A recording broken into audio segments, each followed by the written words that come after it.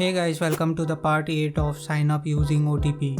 In this video we are going to complete the Vue code and then we are going to test the project. In the previous videos we have already covered up the backend and also the front-end form creation. So if you all haven't checked that out, make sure to check that out and then come to this video.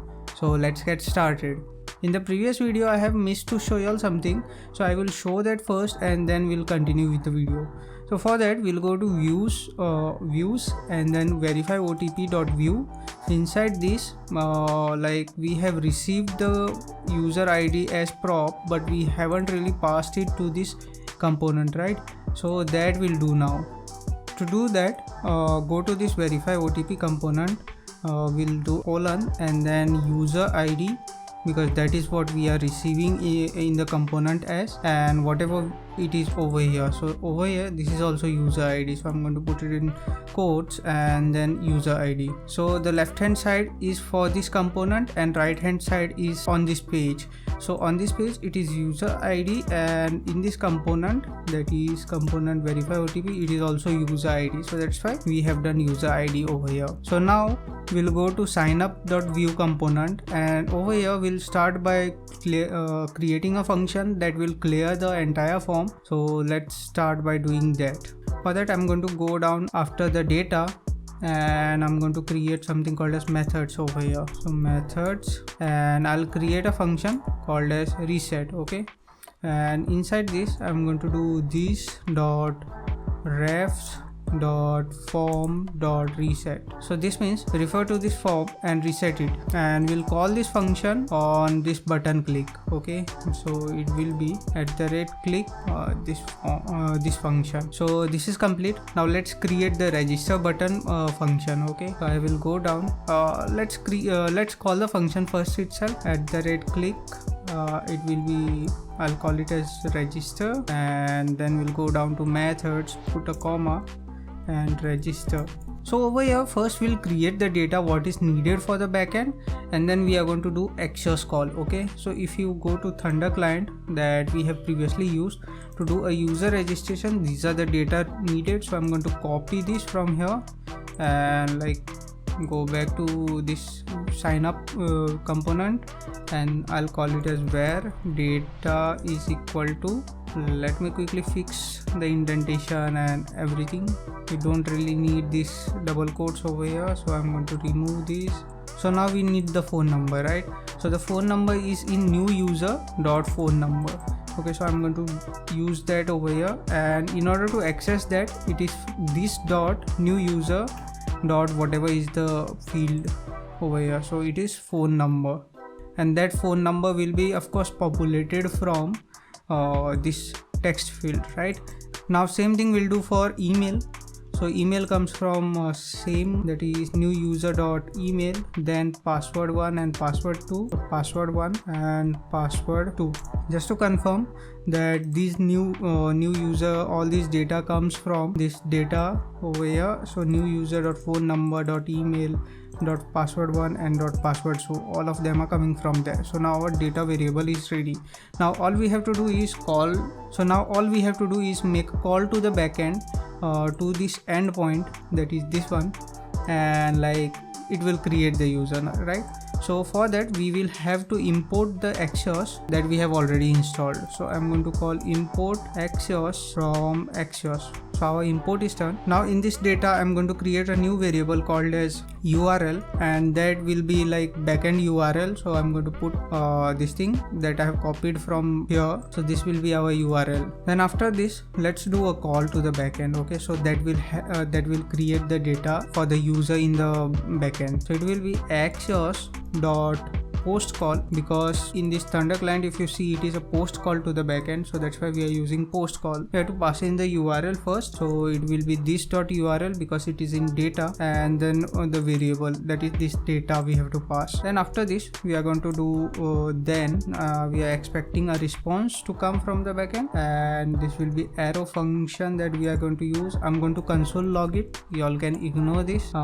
This is just to show y'all what comes from the backend. So I'm going to log response.data, and I'm going to extract ID so that we can further send it to the other view, that is verify OTP view. So I will take ID as, it will come in response.data.id. so now that we have ID, we just have to call this view, right? So to do that, we are going to use the router. So it will be this dot router dot push. Okay, so we are pushing it to a new route. And what is the name of the route? So I'm going to go to the index.js, and the name of the route is verify OTP. Okay, so we are not using the path, but we are using the name. So I'm going to put that name over here, and after this there are params that are required, right? So I've given props as true, so over here we are going to pass it as params. So params will be, we are expecting on the other end user ID, and that ID is this ID over here. So our register function is also ready, and we have already made sure to call it when this register button is clicked. So quickly on this page, when clear button is called, I call a function called as reset, and when register button is called, I call a function called as register. So in clear function we reset the form, and in register function we extract the necessary data, those are needed for the backend, and then we do make a call to the backend with the help of exhaust, and it is a post call. So post call we do to the URL that we have defined over here, and with this data, and then with the then when we have the response, we log it. You all need not do that, and I extract the ID from that. So that means new user's ID is extracted, and then we send it to verify OTP route. Okay, so because we receive over here as prop, and then we pass it on to this verify component. So now let's go to this verify OTP component and write our function to verify the OTP and also regenerate OTP. Since regenerate OTP is a bit easy, so let's do that first. I'll write the click function first. It will be regenerate OTP, and we'll go down to the script and again create methods, and this will be a new function, and over here we are going to again declare the URL. So let me go back to sign up component and copy paste it over here. So in the regenerate OTP, first we are going to complete our URL. So that will be where URL will be this dot URL plus this dot user ID plus regenerate OTP. So why I am doing this, if you all go to this regenerate OTP, you all can see the URL as this, and then we pass ID in this, and then the method, the endpoint name that we have created to call the regenerate OTP. So that's why over here it is regenerate OTP. So our URL is ready, and before we can make a exhaust call, we will have to import that first. So I'm going to do import exhaust from exhaust, and over here in this regenerate OTP function I'm going to do exhaust dot patch. Since it is a patch call, I'm going to pass in a URL, and then I'm going to wait for a response. Okay, so response, and there will be this arrow function that we are going to use, and in this I'm going to write console log response. Along with this I'm going to also alert whatever the data is coming from there.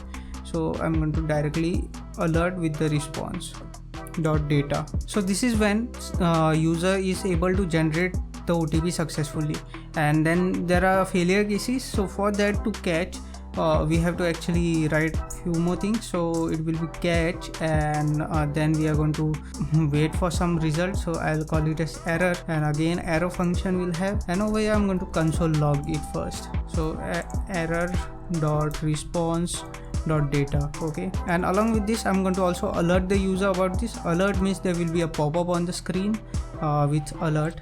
So whatever error comes from the backend will be directly shown to the user. So some scenarios will be handled with this, and after this let's create the verify OTP function. So first we'll do the click event. So it is verify OTP. So this is a function which will be called when verify OTP button is clicked. I'm going to go down to methods, put a comma over here, and then create this new function. So verify OTP. In this we are going to again take the data, because if we go to this over here, this is how data is being expected. So I'm going to copy this and paste it and create a new variable called as data over here, and let me fix all these things. And this will be not this number, but it will be this OTP. So it comes from data, so we will access it by using this dot this OTP variable. So our data is ready now. We need the new URL, right? So where URL will be equal to this dot URL. So this dot URL will be this URL that is being accessed. Then if you check this again, here also we need the ID and then verify OTP, right? So we'll put in the ID over here. So it will come from this dot user ID that is coming as prop over here, and then we will have the verify OTP endpoint that is being called. So our URL is ready. Let's create the exhaust patch now. So exhaust.patch will pass in the URL, and then data will be the data which we created. And then we are going to wait for response. So response, and over here I'm just going to console log it. I'm not going to do anything, because if OTP is verified successfully, I'll assume that will be sent to a new page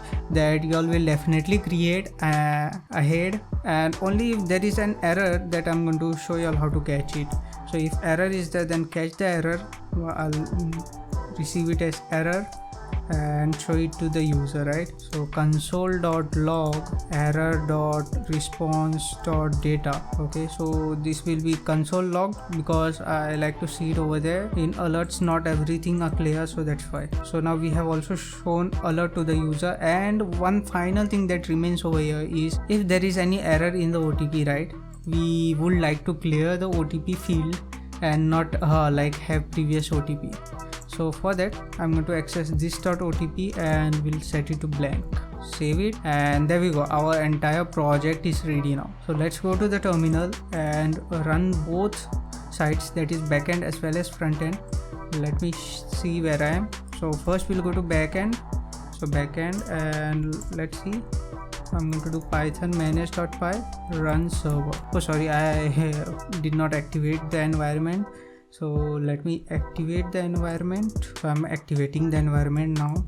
And after this, we actually have to install one package in the backend side, so that the CORS is allowed. That means cross origin resource sharing is allowed. Otherwise the frontend won't be allowed to access the backend, because they are not running on the same like domain.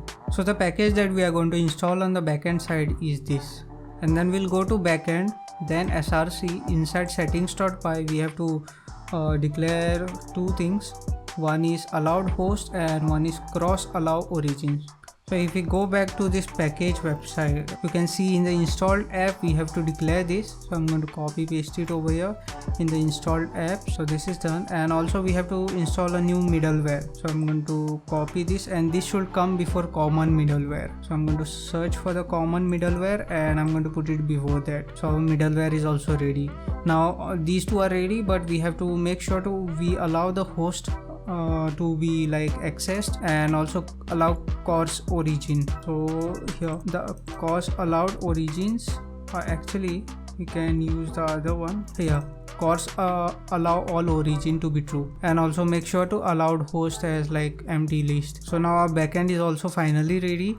Let me clear this and run this. So python manage.py run server, and then we are going to open a new terminal and go to the front end. Again go inside the sign up OTP, and then we are going to do npm run serve. Till the time this front end gets loaded, we can go to the backend and check it out. So we'll go to this URL and we'll go directly to the admin, so that I can log and check everything. As you see, we have logged into admin side, and these are the two users that we already have. Now we are going to go to terminal and go to the front end side, and this is how it looks. So for the first time, I'm going to inspect and do it side by side, because if anything goes wrong I can see it directly. I'll like set it to console.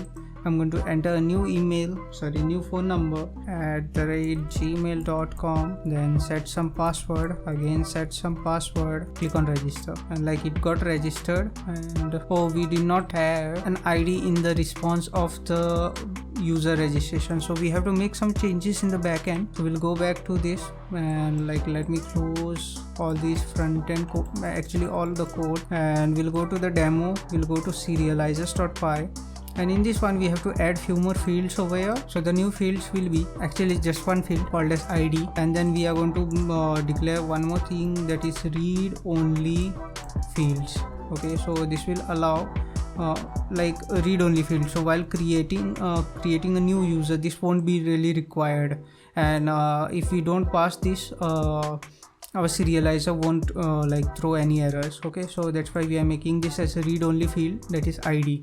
So we'll save, and backend is reloaded. Let's go back to the browser, and we'll go back to this and try to register a new user. Okay, so this time I'm going to put it 111111 new email @gmail.com, some password, again some password, register. Okay, so as you all can see, there is some error in the backend. I'm going to go back to the VS Code, and this is in the Python terminal. I can see something is wrong in the serializer. Actually, if you see in the fields over here, I did not put a comma here, so that's why that error was coming. So I have now put a comma, save it. Let's go back to the browser and try to re-register the user. And now user was registered, and there was id was like returned in the response. So id is 4, and terminal, let me clear this, and also we'll go to the backend side, and here the new user is registered, and as we can see, active is false, max OTP try allowed is only 3 times. This is the email and this is the OTP. So we assume that now user hasn't received the OTP. Okay, so we are going to click on regenerate OTP, and once we click on that, the backend sends us this data that successfully regenerated OTP. So I will click on OK. This was the alert. Okay, and we'll go back to this admin side. We are going to refresh this page and check. So over here, as you can see, this is now become 2. New OTP is generated, and OTP expiry time is also updated. Now again, user did not receive. Basically we are testing this scenario, so we are going to click on OK, like refresh this, and only one more time we are allowed to like request the OTP, and this was the final time that we have requested the OTP.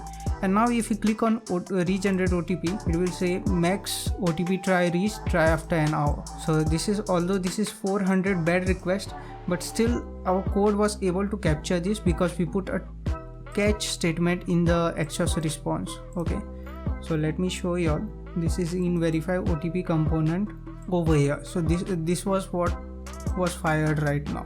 And if we go to the back end and check, max OTP try is reached to 0, max OTP max out time is like, this is the time, and this is that. So now in order to test it that we can successfully verify the OTP, I'm going to change the date to like 4 so that I can just test this.